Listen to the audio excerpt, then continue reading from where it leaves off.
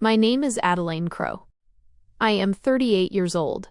And if you had asked me back then, at that very family dinner, what exactly would change my life, I would have answered, nothing. Because I was already used to the fact that in this family, I am not heard. It was Thanksgiving, a large table, set as if we were playing the role of a perfect family. Turkey, mashed potatoes, candles, conversations, everything looked right. But it only looked that way. My mother always knew how to turn an ordinary evening into a demonstration of power. She slid an envelope toward me, slowly, so that everyone would notice. 8,000, she said loudly. Ryan is borrowing a truck from an acquaintance. It needs to be paid urgently. You don't have a family, you have nothing to spend money on. Silence hung in the room, the kind where you have already been judged, but they are waiting for you to start resisting. I didn't. I opened the envelope, took out my checkbook, and wrote out the amount. Exactly $8,000. No one expected it to go so quietly, but that was only the beginning. While the coffee was getting cold, I took out a piece of paper. An ordinary one, from a notebook. I wrote a few sentences on it, short, clear, without emotion. I handed it to my mother. Sign it. She didn't even read it. My brother signed it right away. My father just nodded and put his signature, without looking up. Only my sister froze. She read it slowly, twice. Her face changed. Mom, she said quietly.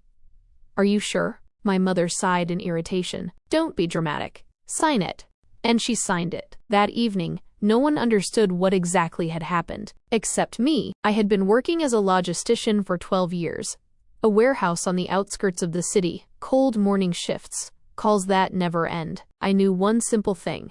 Nothing disappears. It simply passes into someone else's hands. Responsibility does too. I knew how to see exactly where things went wrong.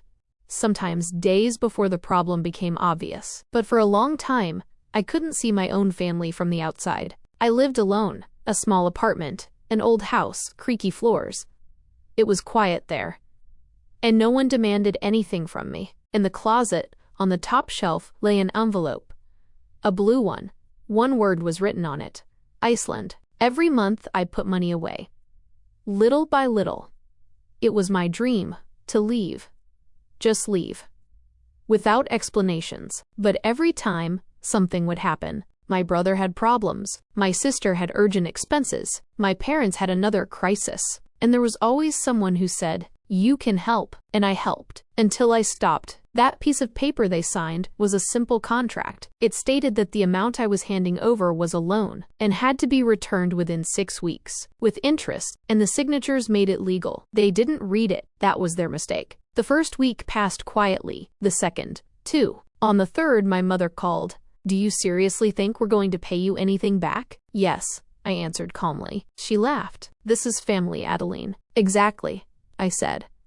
That's why I gave you a chance. On the fourth week, I sent a formal notice. On the fifth, a reminder. On the sixth, a lawsuit. And that was when it all started. They called. They wrote.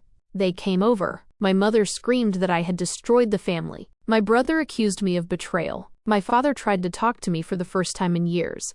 But it was already too late. My sister remained silent. She was the only one who understood what had happened. The trial was fast. The document, valid. The signatures, genuine. The debt, confirmed. I won. But it wasn't about the money. It never was. It was about the fact that, for the first time in my life, I stopped being convenient. A month later, I bought a ticket. One way. Iceland. That very envelope was no longer a symbol of a dream. It became proof that I could choose myself. On the day of my departure, I received a message from my sister. I am proud of you.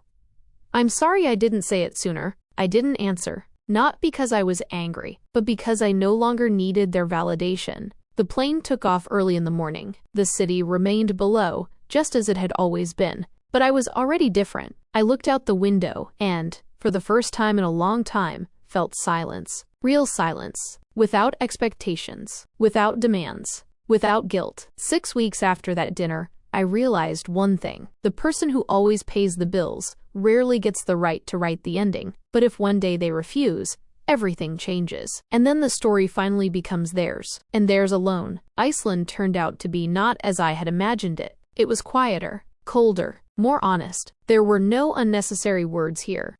No pretense. People didn't smile just because.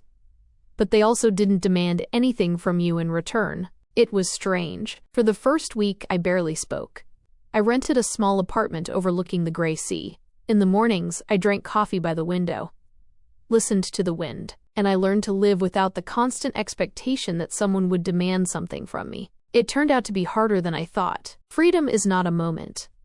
It is a process. On the 10th day, my mother called me for the first time. I stared at the screen for a long time. Before, I would have answered right away. Now, I didn't. I let the call ring out. Then a message came. Are you really going to just disappear like this? I read it and set the phone aside, because for the first time, I had no need to explain my choices. A few days later, I got a job, a warehouse in the port of Reykjavik, smaller than the one I was used to.